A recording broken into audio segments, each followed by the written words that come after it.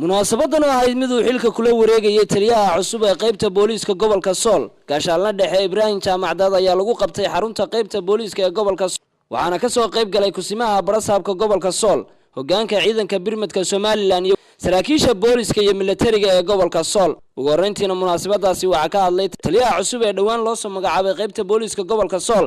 gaashaanle dhexe Ibrahim Jaamacdad isagoo ugu baaqay bulshada ku nool gobolka Sool inay ilaashadaan xasiloonida iyo nabadgelyada isla markaasna ay la shaqeeyaan ciidamada booliiska xilka ee la magacaabay halkan kula wareegay oo ku kalsoonahay waxaan rajaynayaa inaan ku guuleysano wixii naloo diray iyo shaqadayada ciidanka waxaan doonaynaa inuu ka shaqeeyo nabadgelyada amniga gobolka isaga u xil saaran wixii dheeraad ka noqda ciidamo kale iyo hay'ado kale ayaa jooga oo kullayba annaga weydiisan doona wixii aan uga baahano shacabka waxaan doonaynaa oo ka codsananaa inay la shaqeeyaan booliiska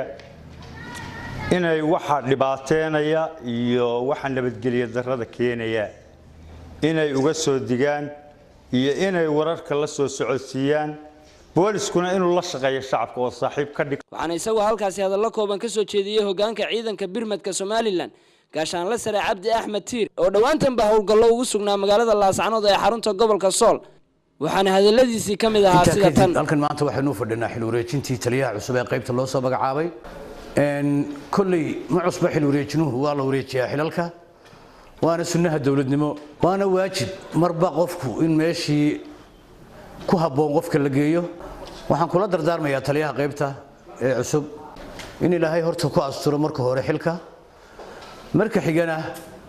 هوش الله صادري وحول ضج أدي أن جمعها الله يسيسن وأن سراكيشة يعيد أنك يو تليها غيبته جمعها يسيسنا هوش يدين سعون بس haddaydan shacabka la kaashan oo shacabku aanu idin shaqeeyeen oo aydan shacabka la saaxiibina shaqaydii socon mayso waxaan rajaynayaa in Ilaahay kugu asturo gabagabadiina gudoomiye ku-xigeenka gobolka Sool Cabdirashiid Xirsi Dalmar ayaa si rasmi ah ugu kala wareejiyay xilka taliye ku-xigeenka hore qaybta booliiska gobolka Sool ahaana kusimaha taliyaha qaybta iyo sidoo kale taliyaha cusub ee dhawaantan loo soo magacaabay qaybta booliiska gobolka Sool saaka waxaanu marxaati ka nahay oo goobjoog ka nahay oo aanu taagannahay goobtii lagu kala wareejinayay qaybtii booliiska ee gobolka Sool saldhigii dhexe oo maxaa la yiraahdaa loo soo magacaabay taliye cusub Ibrahim Jaamacdad waxaan leenahay insha Allah Ilaahay ku fududeeyo xilka lagu magacaabay Samiir Saciid bila telefishinka madaxa bannaan ee bulsho Laascanood